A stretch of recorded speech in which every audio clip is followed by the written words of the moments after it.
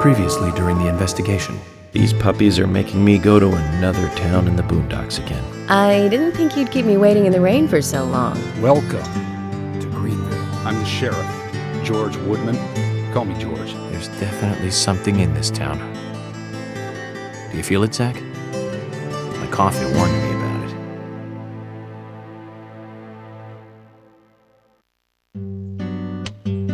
The body was found in the Greenvale Forest Park. That's west from here, and too far to walk. A forest park? It's the pride of the town. It has a beautiful trail leading to a viewing site over Velvet Falls. Oh, that does sound fantastic. Show me the sights. That may have to wait. We promised to be there by 1800 to interview the first witnesses to the crime scene. Agent Morgan, if I could just give you a friendly warning. Are you really upset about me taking over the case? I have the authority approved by the FBI to assume command. I understand you don't like it, but you will follow my orders. I'm not disputing FBI authority, but this is our town. You won't get far alone, and you gain nothing by antagonizing me. It's part of my personality. I just do things my way. I can take you off the case if you wish. Stop it, you two. We need to solve this case, not bicker among ourselves.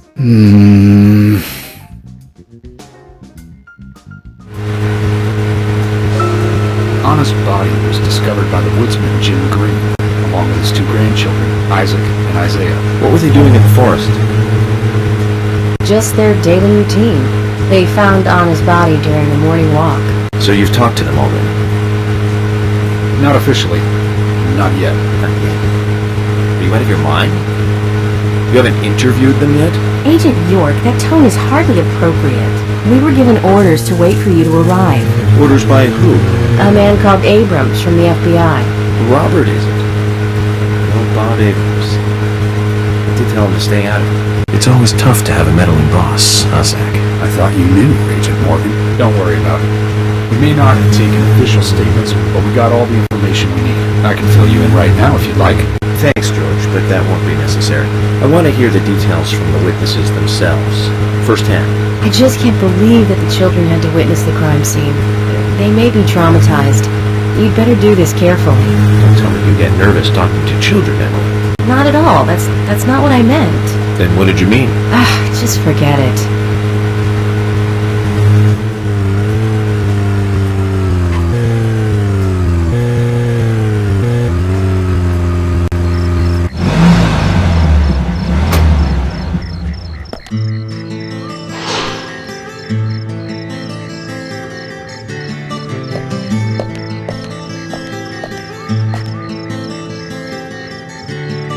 Is this government land? No, it's private. Owned by Harry. This whole area?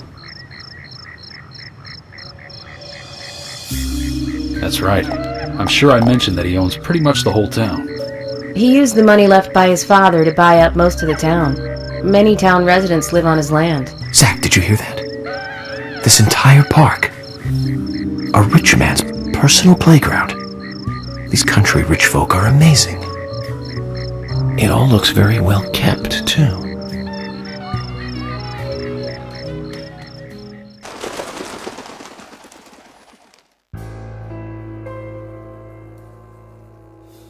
I'm FBI Special Agent Francis York Morgan. Please call me York. It's what everyone calls me.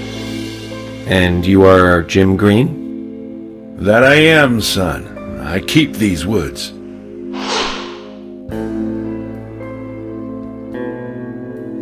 Well, you're doing a fine job. Well, I used to be a tree surgeon. And these two discovered the body? Yes, my grandchildren, Isaac and Isaiah.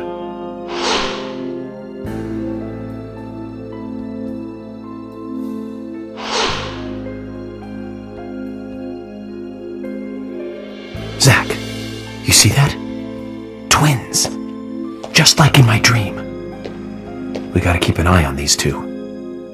I'm sorry. Could we talk away from the boys? I want to help your investigation, but I don't want them to hear this. Very well. Emily, please. I'll just take them over there then.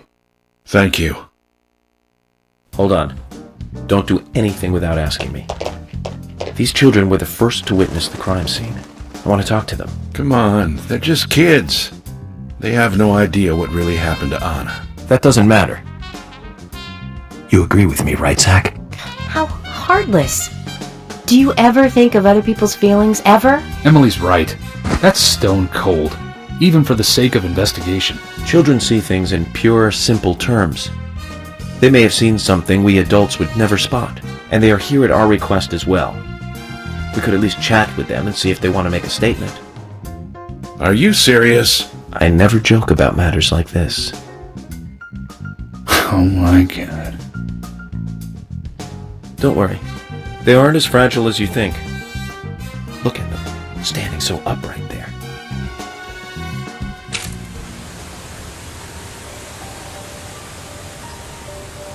Now then, Isaiah, tell me, what did you find here?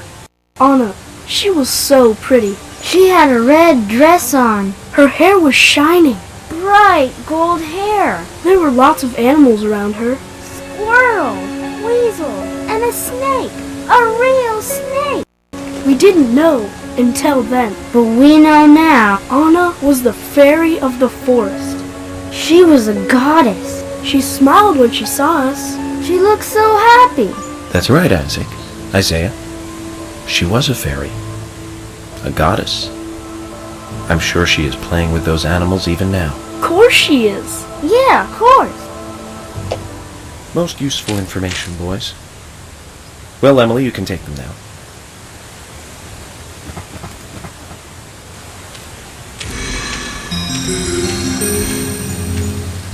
Okay, Zach.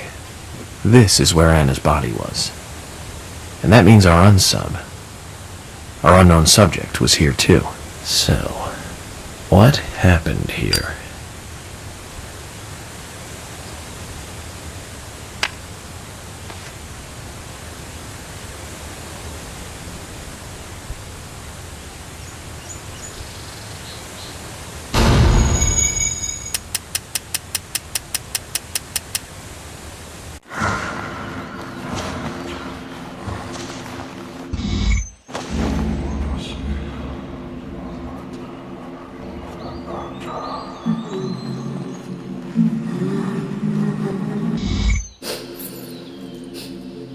Anna. Ow! Crap! Jeez! I hate this. Why did it come to this?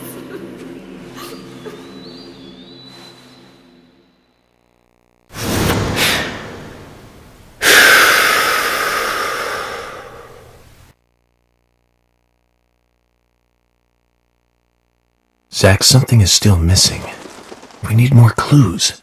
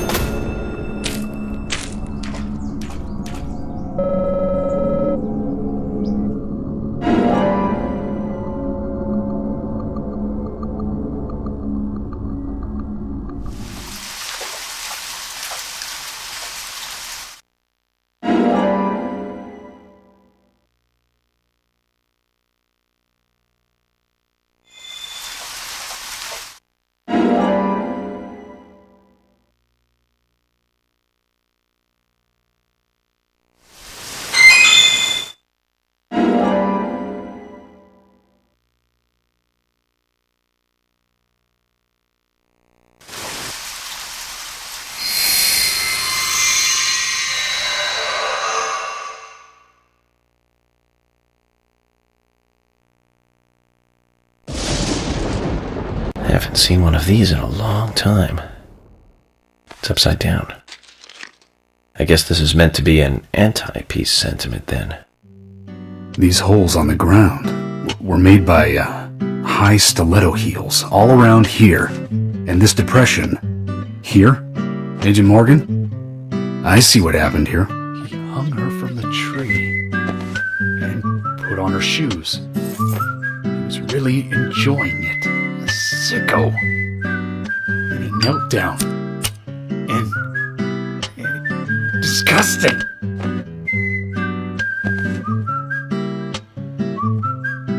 George, you certainly have a vivid imagination. An interesting theory. Don't you think, Zach? So what was his name again? That Hollywood producer. That's right. Joel. We really ought to introduce George to him, Zach. Profiling is a little different from writing a screenplay, though. An idea being interesting doesn't make it fact. Let me enlighten you, George. The footprints reveal that one of the heels were missing from the shoes. And they're different from Anna's shoes that we saw at the office. Furthermore, there would be even more disgusting evidence if he did kneel and, well, do as you suggested. If you want proof, go ahead and try it for yourself. He knelt here for a reason other than simple perversion. Zach, what was he doing in front of Anna?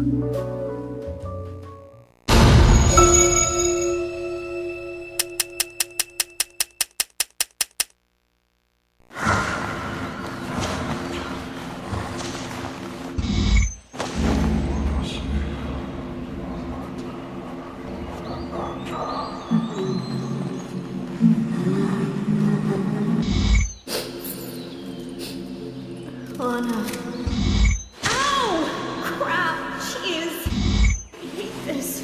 Why did it come to this?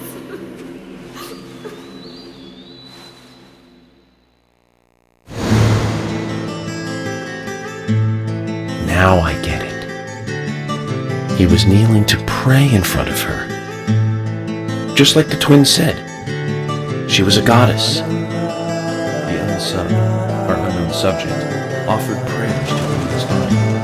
Its bitten out tongue and massive body wound. Once dead Anna was transformed from an object of despite into one of worship.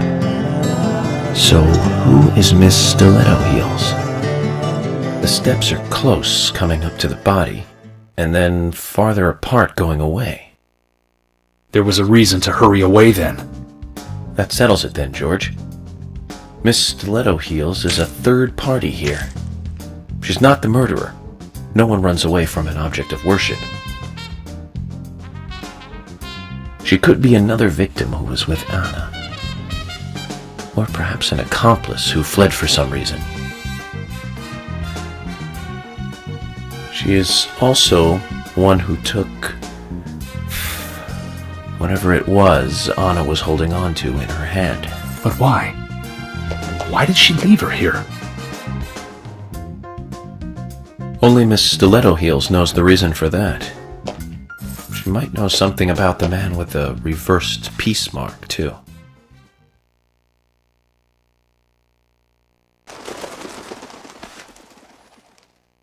How many women wear high stiletto heels in this town, do you think?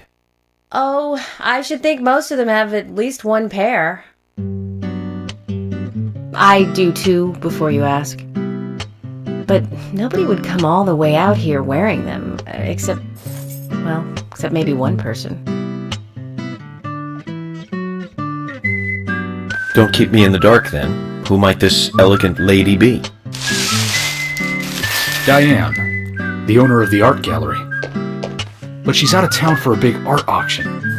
I heard she'll be coming back in a couple days. Then we'll just have to give her a warm welcome home. A more immediate matter, then. Where in town can you find something like this? It should be a building that isn't used anymore, with either a lot of metal or metal machinery or something like that. The old lumber mill. Then it's time to really get this show on the road. Could you guide me to this perfect setting for extravagant murder?